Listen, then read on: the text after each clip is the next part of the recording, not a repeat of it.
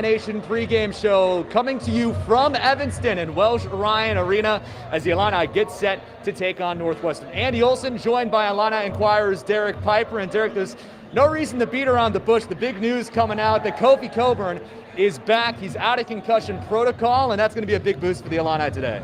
Great news for the Illini when you think about just his value to this team, and it'll be interesting to see how he plays. Obviously missing the two previous games, but a guy that, according to the team spokesman, practiced yesterday, was going through shoot-around this morning as well, so he's feeling good. He's out of protocol, out here warming up right now, and we know he's a dominant presence. Gave the Northwestern Wildcats a lot of problems last year, averaged 17 points and 11 rebounds against them and 2 outings against them.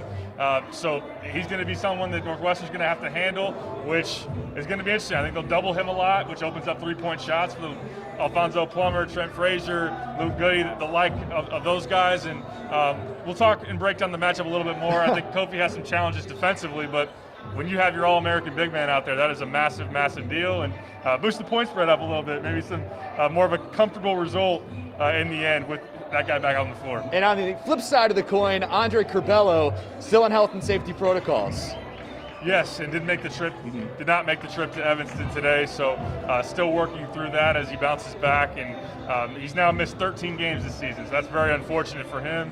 And hopefully to see him back here soon, and hopefully he's feeling well. But no Curbelo today, and Illinois does have the guards to withstand that, as we've seen for most of this season. Yeah, and it's not the same scenario where against Michigan State you were on both Coburn and Curbelo. I think you and I need to eat a little bit of crow on that prediction that we made before that game. We both thought Illinois didn't stand a chance, and they go out and have probably their best performance of the season against the Spartans and take that sole first place possession in the Big Ten from them. I mean, that's really the outstanding thought in my mind, is just how good they were able to play. Down the stretch, it got a little shaky, but they played good enough defense to keep them away. But that first half, they played so well, and now you're playing against the Northwestern team.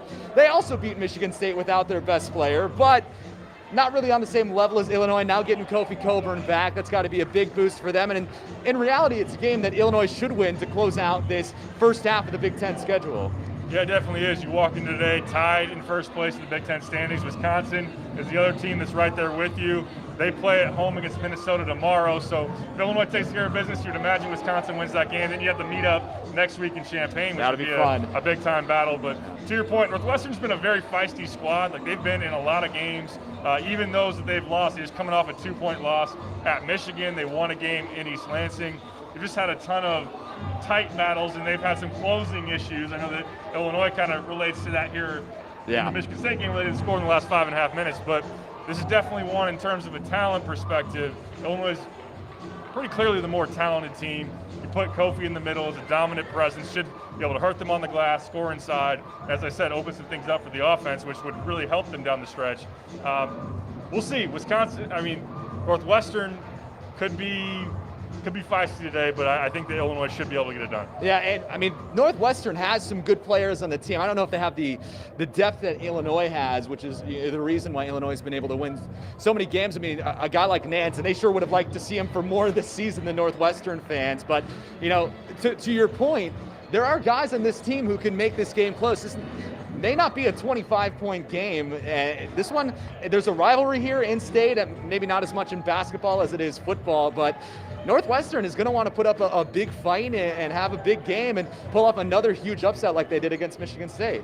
Yeah, absolutely. Pete Nance is definitely a player that deserves some respect, averaging about 16 points and 7 rebounds in Big Ten play, can really extend out on the floor. That's something that Kofi Coburn's going to have to be able to adjust to and decide, can you allow him to take some of those threes that he's going to be looking for? Also someone that can take it off the bounce a little bit. So that's going to be a challenge for Kofi, and just overall Illinois' game planning scheme of how they want to try to defend him. Robbie Barron is another very good shooter who plays the 4 spot, 6'9", can really shoot the 3 in transition and within their half-court sets really, really well. And Boo Buie, we've seen it within Big Ten play. Last year he put 30 on Michigan State in this building, and they got a win in that one. Illinois did a good job. Trent Frazier deserves a lot of that credit. It's a recurring narrative as we go on and on talking about Trent Frazier's defensive prowess. He only went 4 for 15 from the field against Illinois last year, so checking him is certainly going to be a big deal. But they have shooters Offensively, they're top 50 in the country in offensive efficiency, so they run some good stuff. They're able to score.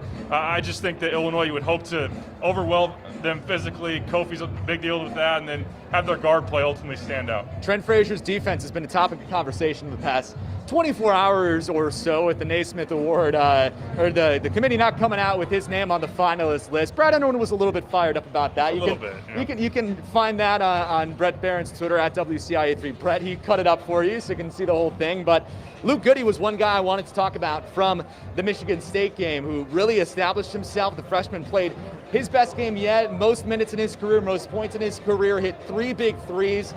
With Andre Curbelo, still out to see a guy that maybe gets some more minutes today as well. Yeah, certainly, and it's something that he's earned here and showing in that big of an environment against Michigan State, and a guy that didn't have a whole lot of extended minutes at Big Ten play to be able to step up and show that confidence, that shot making, like the way he battled defensively and had a big rebound late in that game. I know Trent ultimately missed that free throw, but it should have been the game-sealing rebound. So with Coleman Hawkins being inconsistent still and not someone that you're getting everything you want out of, game after game, or even within the context of a possession versus possession. And also Jacob Grandison, to be honest, hasn't played his best basketball here of late. So those are some guys that he could steal a little bit of minutes from, and I would expect him to get on the floor early and have an opportunity to maybe play 15 to 20 minutes once again. What is the most important matchup, or the most interesting one today that you're going to be looking at? There's of course, Kofi inside that we kind of touched on already. I mean, there's the guard play that Illinois has so many of them that can really, overwhelm any team in the Big Ten almost. But which one are you specifically looking at today? I know it's easy to look at Kofi, and just obviously that's been a huge key for Illinois going into any kind of game. But I think Pete Nance is just a guy that Illinois hasn't seen a whole lot of in terms of that stretch big man who's athletic, who can put Kofi on the move and make you just defend in space. And one thing that Illinois hasn't had to do a whole lot of here recently is defend pick and pops. We talk a lot about ball screen coverage and pick and rolls. Northwestern has the big guys to be able to set the screen and pop out for 3. How does Kofi do in terms of getting a hand up, but also understanding that Nance can put the ball on the floor and drive him? You don't want Kofi getting in foul trouble. Although the good thing is, and maybe this is a blessing down the road, that Omar Payne has been forced to play quality minutes, and same thing with Benjamin Bossman's Verdonk. So you look at those guys maybe coming in against Ryan Young, who's a good veteran big man off the bench for Northwestern. So really looking at the Nance and Coburn battle in particular, but really front court versus front court, because Northwestern has some good dudes in there, and obviously Illinois has some depth emerging with Bossman and Omar Payne playing here of late. All right, as we're kind of winding down now, we're about 30 minutes away from tip-off here at Welsh Ryan Arena.